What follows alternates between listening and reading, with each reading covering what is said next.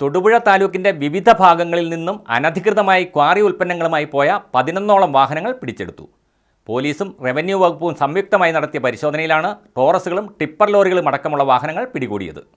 Vigilance ഡയറക്ടറേറ്റിന്റെ പ്രത്യേക നിർദ്ദേശപ്രകാരം സംസ്ഥാന വ്യാപകമായി നടത്തിയ വാഹന പരിശോധനയുടെ ഭാഗമായിട്ടാണ് തൊടുപുഴ താലൂക്കിന്റെ വിവിധ ഭാഗങ്ങളിൽ നിന്നായി നിയമം ലംഘിച്ച് ക്വാറി ഉൽപ്പന്നങ്ങളുമായി പോയ 11ഓളം വാഹനങ്ങൾ പിടിച്ചെടുത്തത്. അനുവദനീയമായ അളവിൽ കൂടുതൽ ഭാരം കയറ്റിയ വാഹനങ്ങളും പാറമടയിൽ നിന്നും പാസില്ലാതെ ക്വാറി ഉൽപ്പന്നങ്ങൾ കൊണ്ടുപോയ വാഹനങ്ങളുമാണ് പിടിച്ചെടുത്തത്. വലിയ ടോറസുകളും ടിപ്പർ ലോറികളും അടക്കമുള്ള വാഹനങ്ങളാണ് ഇന്ന് നടന്ന പരിശോധനയിൽ പിടികൂടി വിവിധ സ്റ്റേഷനുകളിൽ എത്തിച്ചത്. പോലീസ്, റവന്യൂ വിഭാഗങ്ങൾ സംയുക്തമായി കരിങ്കുന്നം, കരിമണ്ണൂർ, മുട്ടം, തൊടുപുഴ മുനിസിപ്പാലിറ്റി അടക്കമുള്ള താലൂക്കിലെ വിവിധ പ്രദേശങ്ങളിൽ നിന്നുമാണ് വാഹനങ്ങൾ പിടിച്ചെടുത്തത്. മൈനിങ് ആൻഡ് ജിയോളജി വകുപ്പും MVDയും നിശ്ചയിക്കുന്ന പിഴ ഒടുക്കിയാൽ വാഹനങ്ങൾ വിട്ടുനൽകുമെന്നും പരിശോധന വരും ദിവസങ്ങളിൽ തുടരുമെന്നും അധികൃതർ അറിയിച്ചു. V1 news, Thodupuzha.